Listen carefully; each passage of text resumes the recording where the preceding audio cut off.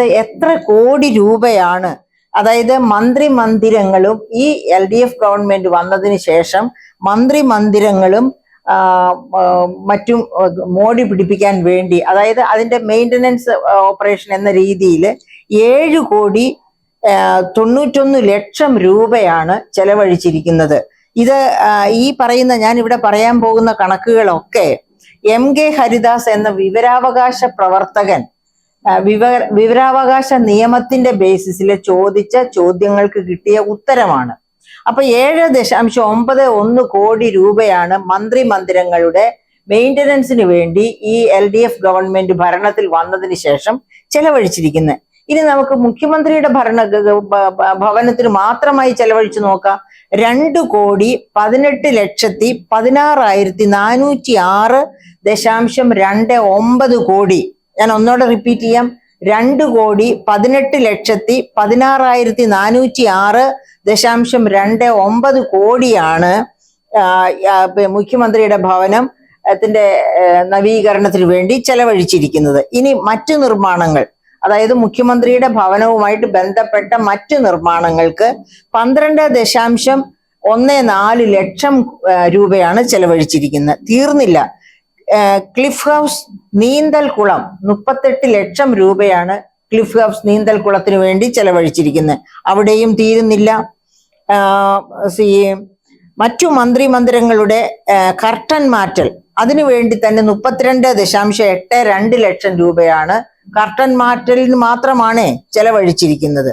അപ്പൊ ഇത്രയുമാണ് വിവരാവകാശ പ്രവർത്തകനായ മിസ്റ്റർ MK ഹരിദാസിന് കിട്ടിയ ഉത്തരത്തിലുള്ളത്. ഇത്രയും പണം അതായത് 7,91,00,000 രൂപ ചെലവഴിച്ചു ഈ ഏതാനും വർഷങ്ങൾ കൊണ്ട്. എന്നിട്ടും മരപ്പട്ടിയെ പ്രതിരോധിക്കാൻ കഴിഞ്ഞില്ലെങ്കിൽ ഈ പണം എവിടെ പോയി, എന്തിനാണ് ഉപയോഗിച്ചത് എന്ന ഒരു ചോദ്യം സാർത്ഥകമായിരിക്കുമെന്നാണ് എനിക്ക് തോന്നുന്നത്. അപ്പൊ നമ്മളൊന്ന് ആലോചിക്കുക. ഇങ്ങനെ മരപ്പട്ടിയുടെ പ്രതിരോധിക്കാൻ പോലും നിവൃത്തിയില്ലാത്ത ഗതികേടിലാണ് മുഖ്യമന്ത്രിയും മറ്റു മന്ത്രിമാരും ക്യാബിനറ്റ് റാങ്ക് കൊടുത്തിരിക്കുന്നവരും ഒക്കെ എന്ന് പറയുമ്പോൾ കേരളത്തിന്റെ ഇന്നത്തെ അവസ്ഥ എവിടെയാണ്? അതായത് ഇന്ന് സുപ്രീം കോടതി കനിഞ്ഞ് കേന്ദ്രത്തിൽ നിന്ന് 16,9 കോടി രൂപ വായ്പ എടുക്കാം, ഇനി ഒരു 15,000 കോടിയും കൂടി വേണമെന്ന് പറയുന്നു. സംസ്ഥാന ഗവൺമെന്റ് ശരിക്കും സുപ്രീം കോടതിയിൽ ആവശ്യപ്പെട്ടിരിക്കുന്നത് 50,000 കോടി വായ്പ എടുക്കാൻ അനുവദിക്കാൻ കേന്ദ്രത്തോട് നിർദ്ദേശിക്കണമെന്നാണ് പറഞ്ഞിരിക്കുന്നത്.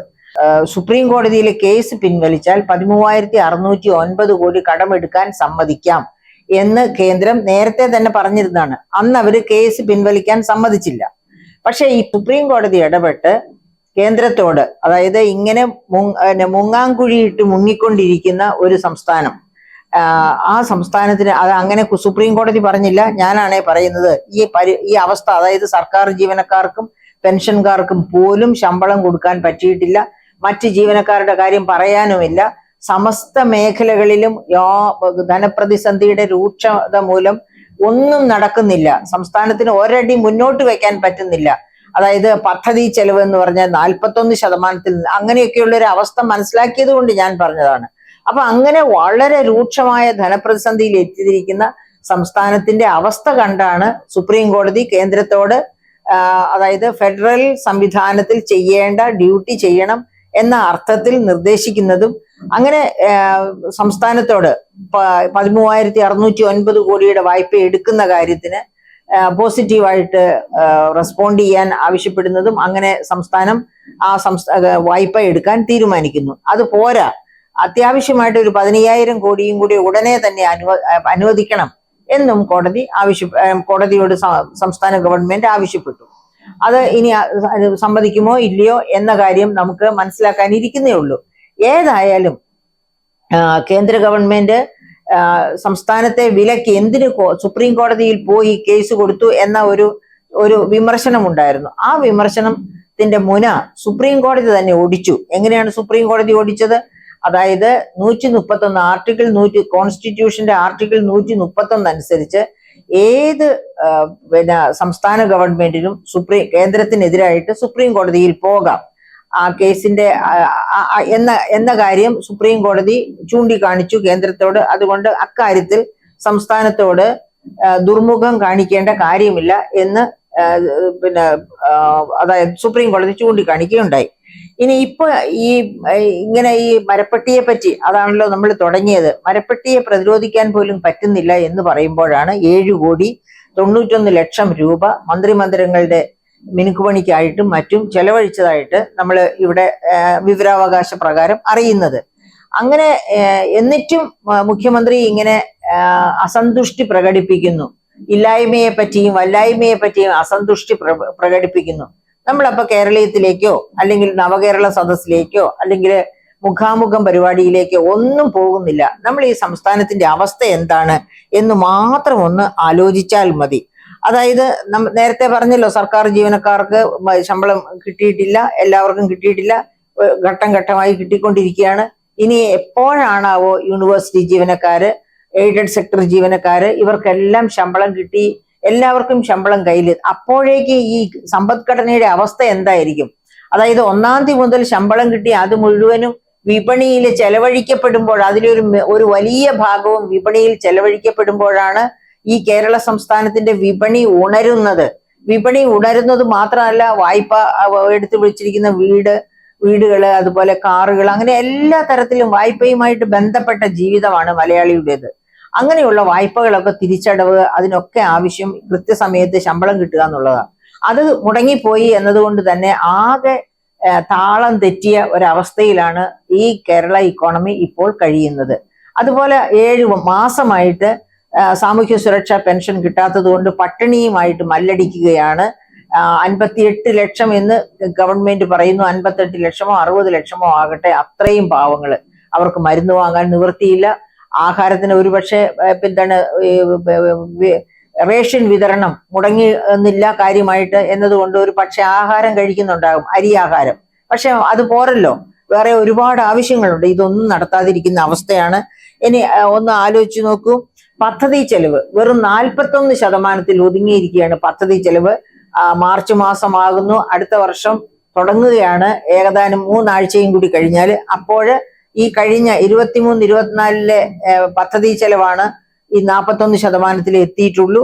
ഇനി അതുപോലെ തന്നെ തദ്ദേശ സ്വയംഭരണ സ്ഥാപനങ്ങളുടെ പദ്ധതി ചെലവ് 33% നിൽക്കുകയാണ്.